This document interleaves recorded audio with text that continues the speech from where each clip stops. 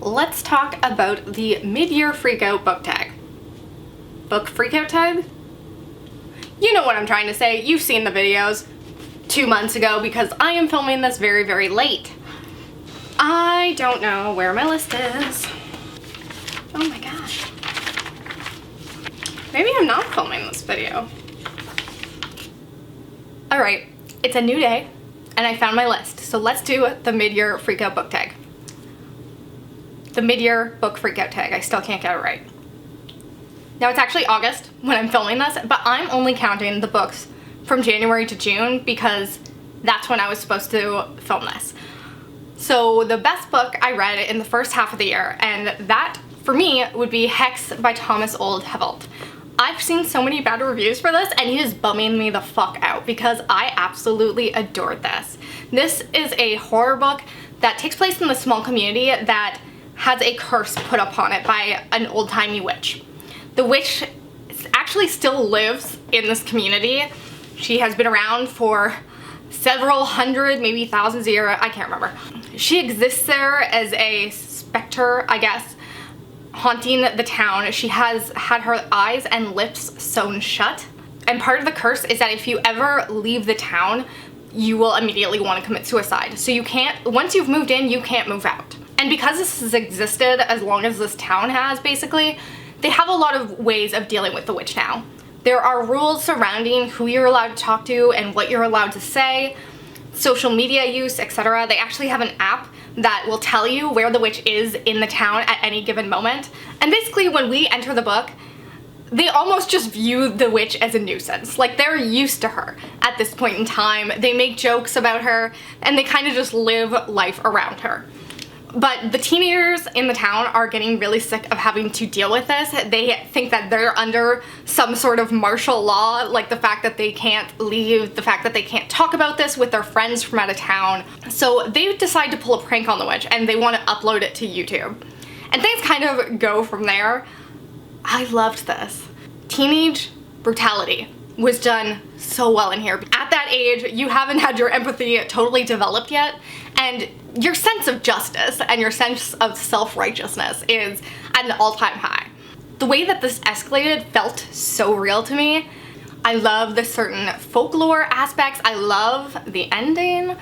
Just so much of this worked for me. It started off kind of funny, a little bit satirical almost, and yet by the end it was pretty brutal, and I adored every second of it. I gave it 5 stars. And from January to June, this is my top book of the year. Now, as for best sequel, I actually have 2. One being smut and one being in a totally different direction. So let's start with that one, which is Legacy by Shannon Messenger. This is the 8th book in the Keeper of the Lost City series, and I just adored this. It is quite the chunker. I fell in love with this series last year in a way that I really wasn't expecting to. And this follows a girl named Sophie who finds out that she's actually an elf that has been left in the human world, and she ends up going back to this elf world that she belongs to, and of course, for some reason, this 12-year-old girl holds the weight of the elven world, and possibly the rest of the world too, in her tiny, tiny hands. Friend group in the series is what makes it for me. The way these friends interact, I just adore it so much. I've enjoyed the way the politics have expanded and gotten a little more grown up as the series has gone on. And the reason I love this book is because we get so many answers. There have been so many mysteries, so many questions building this series for so long, but because we're finally coming to the end of the series, I believe there's gonna be 10 books in total, we finally got so many answers in this book, and I very much appreciated it. It gives me hope that I'm gonna love the ending because this one was worth the wait. My other one, my smut one, was Barbarian Alien by Ruby Dixon. I started reading the Ice Planet Barbarian series. I know I'm super late to the Alien Dick Train, but I read the first one this year and I liked it, but I didn't love it. I thought that the world was interesting, but I didn't particularly really love the main couple in the first one, and so I was a little bit worried that Ruby Dixon wasn't going to be the author for me, especially because I read her Dragon series. I read the first book in that last year, and I didn't love that either. But the second book, Barbarian Alien, I ended up really, really enjoying. The main character in this one, she's a lot more sassy. She has got a sarcastic thing to say about pretty much everything.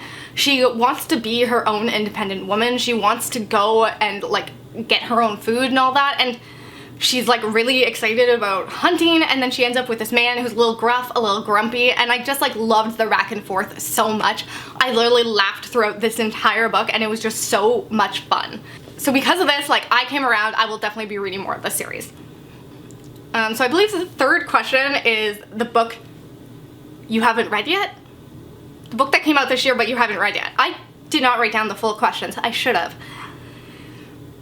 And I wrote down 2 answers for this, and one of these I actually have read now. But when I wrote this in June, I hadn't. The first book is The Company of Fiends by Catherine Moon. This is the sequel to A Lady of Rooksgrave Manor. I fucking loved this book so much. You're gonna hear about my love for this book a little later on in this tag. And I just like can't wait to get to the sequel. The first book took place at this brothel for monsters and paranormal creatures of all kinds, where we just like met this character who was basically a sex fiend, and I love that because I get it. The second book, I believe it takes place in this sex theater that we actually saw in the first book, and I just like cannot wait. I can't believe I haven't already read this. Like, I believe it came out in June, and I was like, you had a whole week of June. How did you not read that by the end? I actually still haven't read it. The one I did read is You've Lost a Lot of Blood by Eric LaRocca. I enjoyed. Things have gotten worse since we last spoke. I didn't think it was quite 5-star material because it felt a little underdeveloped. It felt a little rushed, but regardless, I really want to read more of his work. And so this is his next novella. I have read it now. Won't talk about it here, but hadn't read it at the time that I wrote this. Now, my most anticipated for the second half of the year. 2 of these are sequels to series. The first one is Stellar Loon by Shannon Messenger. That's the 9th book in the Keeper of the Lost City series. Like I said, I'm addicted to this series. It has taken my whole heart. I'm a mess on this tag. I fully realize that. My reading goes from one place to the other, but I can't wait for more of my elf books.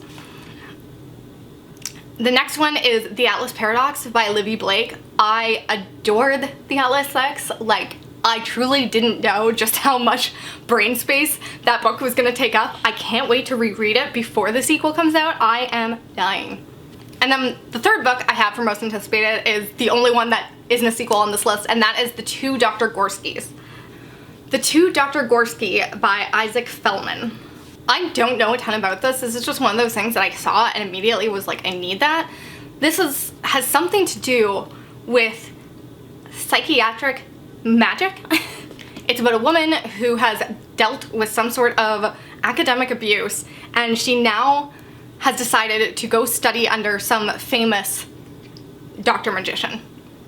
After the abuse she suffered, the way that she deals with people and the way she protects herself is by reading people's minds and giving them what they want. Once she gets under this magician, she can see a path to her redemption by reading this doctor's mind, but she gets to decide whether to follow her own path or do that. That seems to be what the synopsis is. I just think all of that sounds interesting. Like, truly, I'm interested in the character dynamics. I hope that's what this book gives me, because I just love a good dark character study. And if you add in a little bit of magic, that could be really fun. Up next, we have Most Disappointing Read. And for me, that has got to be Audition. I wanted to love this so much. I've been, like, waiting my whole life, it feels like, all 30 years of my life, to watch the Audition movie. Everybody talks about, like, how brutal it is, but also how kind of genius it is in what it does. And when I found that there was a book that this was based off of, I still haven't watched the movie, by the way. So when I found out there was a book, I was like, yeah, obviously I gotta read that first. Maybe this is what was supposed to happen. I wasn't supposed to see the movie yet because there's a book that needs to be read first. And then I read the book and I fucking hated it. This is about a guy who pretends to be a director in order to audition his future wife. So, like, he pretends that he has a movie production coming about, and then he finds a woman he wants to marry. Eventually, he's gonna have to tell her that he was lying the whole time, etc., etc. Some things go awry, let's say. This was such a short novel, and so much of it took place in the first half of the synopsis. Like 80% of this book was this guy being sad, meeting this woman after he makes this big con, and then eventually having to tell her what he's done or whatever. The last like 15 to 20% is like the big thing, the crazy shit. And I just needed more. And then the explanation for the crazy shit, the explanation for like the complete turnaround in events is like 1 sentence long, and that drives me crazy. I just wanted this to be explained better. I wanted there to be some motivation behind the things that were happening, and it just felt so underbaked. I can see how this would be a good movie though, and I hope that the movie has more to it, a little more meat there. It was just disappointing. The next is the most surprising read you picked up, and now this is a smutty read. That would be Dark Soul by Alexander Voinov. You are never gonna hear me shut up about this book, especially volume 1. Volume 2 and 3, I could take or leave. Volume 1 is just like perfection. It was written for me. And the thing is, I don't even know why I picked it up. I don't understand how this got on to my Goodreads TBR. I'd actually almost removed this at some point because I was like, I don't know where this came from. I don't know what it's about. At first I thought it was manga. It wasn't. Like, I just truly didn't know where I got it from. But then I had some sort of TBR for something. I was doing some readathon, and the prompt was to read something with water on the cover. And I saw this, and I was like, you know what, this fits, it's short, let's just do it. And it was like, I think it was a 48-hour readathon, so I needed something short. And just, it was meant to come into my life, I tell you.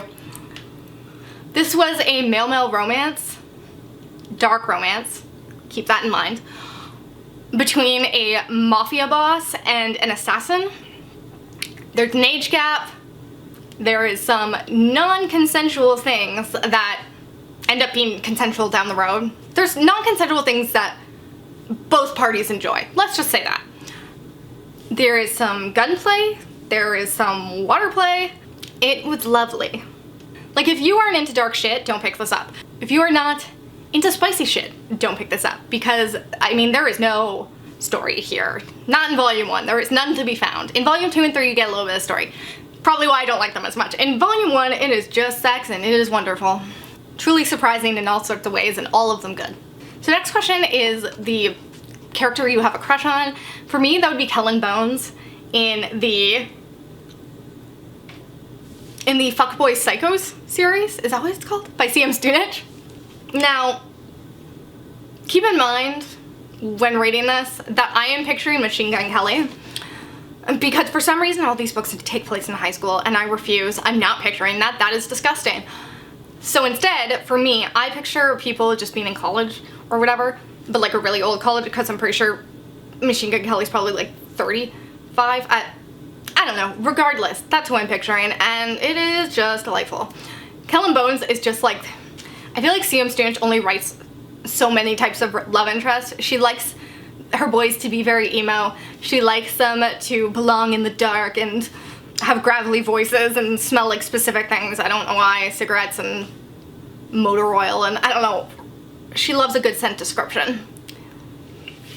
This boy is partly an assassin for some reason, but like, I'm into it. He's very violent, but he's also a little poetic. He has like a murderous grin that I very much appreciate. It's just all, it paints a picture, you know? I'm not doing a good job describing it, but in the book, I swear it paints a picture. Now for new favorite character, I have two. One is smutty, one is not. Let's start with the smut. We have the book Den of Vipers and the main character, Roxy. Now this is another gang, mafia sort of romance. Reverse harem, of course.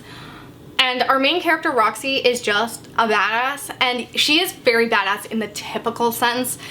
She will literally take a bat to people's heads, and you know, sometimes I just like that. I love that even after she starts fucking these boys, she still just like makes her life hell. She is ready to fuck up their cars, fuck up their clothes, fuck up their house and their lives, and I just really appreciate that energy.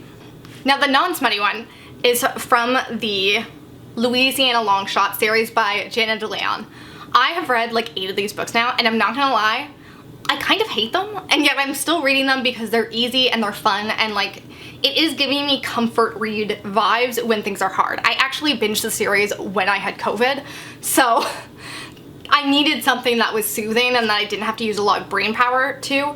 Or once I came out of like the COVID fog, that was when I realized that the series was actually kind of bad. But regardless, I do love the character of Gertie. Now when I picture this, I picture Betty White, rest in peace, because this woman is just so funny. She's got so much heart. She's willing to do anything and everything to help her friends. Like, she will come up with the most ridiculous schemes and just throw her all into it, despite her age. And it's just really, really fun. She gets herself into hijinks just left and right. But I really feel like she brings most of the comedic effect to these novels, and is really the only thing I like about the novels, for the most part. If you don't know what the series is about, it's about our main character, whose name I don't remember, who's a CIA agent who has to go undercover and like lay low for a while. So she ends up living in this like backwoods town, and basically murders start happening, and she's like, well, I'm a CIA agent, so I gotta get in there. And she teams up with these 2 old ladies who help her, and that's where Gertie comes in. Now the next question is favorite new to me author, and that is Catherine Moon, who wrote A Lady in Rook's Grave Manor. Now, I have only read this book by her, but like, that's it, that's enough. I know. Sometimes, you know, you just know. I know. I love an author who is pro-sex work, first of all, and she gives me that. She convinced me to like Monster Dick. That was not a thing I knew I liked before then. I truly planned on reading like all of her backlist as well as shit going forward. I'm very excited to see what more she has put out. Now the next question is a book that made you cry. Now if you know me, I do not read books that make me cry. I also just don't cry that often, so there's that. But this year I did have one that like sort of got me, and that was Saving Noah by Lucinda Berry. You kind of wouldn't guess that this would be it, especially because like I did not give this book 5 stars. I gave it like 3.5, but it's one of those books that's really stayed with me. Saving Noah is about a woman whose son has molested students that he works with. Now her son is like in his teens, and these students were students that he was a swim coach of, and the book kind of starts off where he's getting out of the juvenile detention center he's been in. And this woman is the most unlikable woman at first. Like, I truly could not stand her because the only person she cared about was her son. She did not give a crap about anything that he did. She really was not coming to terms with it, but by the end of the book, I just really felt like it dealt with it in an authentic way. It was frustrating to read, but it felt real. And there were things that were done in this book that felt incredibly emotionally manipulative. They felt like the best case scenario, I guess. Like someone who wants to be reformed, doesn't want to do these things again. But whatever, it got me. I cried. Lucinda Berry has a PhD, I believe, and she used to work in psychiatry. I think she brings some actual knowledge to the subject, and I really want to read more of her books. Now, on a different note, books that make me happy. Devil in the Dark Water by Stuart Turton. This is the second book I've read by him. I believe he only has 2 books out. The Death of Evelyn Hardcastle was like basically my favorite book of last year, I believe. This is probably going to be in my top 10 this year. I think that Stuart Turton just does such a good job of weaving together a very intricate mystery. This takes place on a ship where they are transporting some people. One of those being this great detective and his helper, very Sherlock-esque. The Sherlock type character ends up getting arrested and being kept in like this other part of the boat. So the helper has to like suddenly try and figure out this mystery. Certain devilry type signs end up appearing all over the boat. People are hearing whisperings in the night in their cabins. Anyone who doesn't sign allegiance to this devil by a certain day is going to end up perishing. So this detective's helper, as well as this noblewoman who's on the boat, they have to band together and try and figure out what's going on before things get worse. And it was just so good. It was just so fun. I loved both the characters. I love the way this ended. Everything about it just like brought me so much joy. I feel like I haven't just purely enjoyed a book in so long, because I mean, I enjoy my smut, I enjoy all the other books I read, but I feel like I'm still critiquing them in my mind. Whereas this, I was like, I just want to be along for the ride. The next question is most beautiful book you bought this year, and I don't know if I bought anything that I consider to be like beautiful.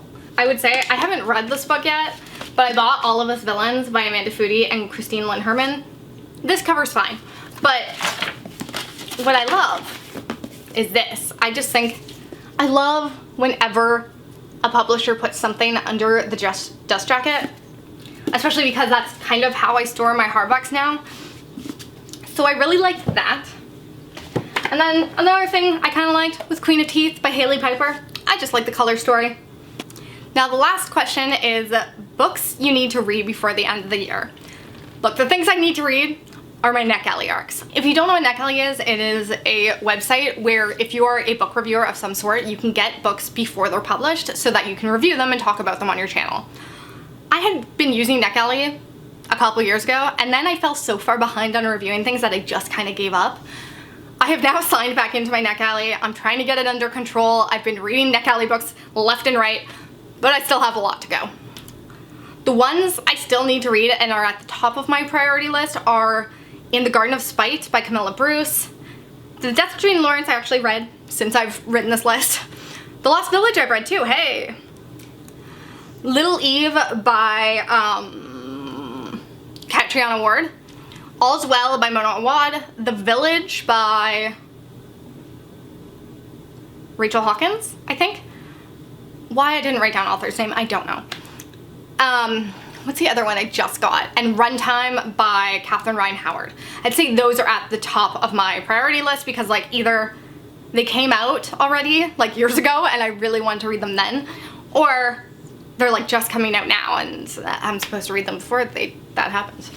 So this is my kind of belated mid-year book freakout tag. I'm just glad to get it up. I honestly haven't been having the best reading year. I think at this point in August I have read about 114 books. So I've read a lot, but I've read a lot of shitty things. I actually just removed a ton of things from my Goodreads TBR. I believe I removed about 125 books. I still have like 700 there, but I'm hoping that I will stop reading some mediocre things and hopefully I'll have more good things to talk about in the second half of the year. I hope you liked this video and I hope you come back again soon. Bye.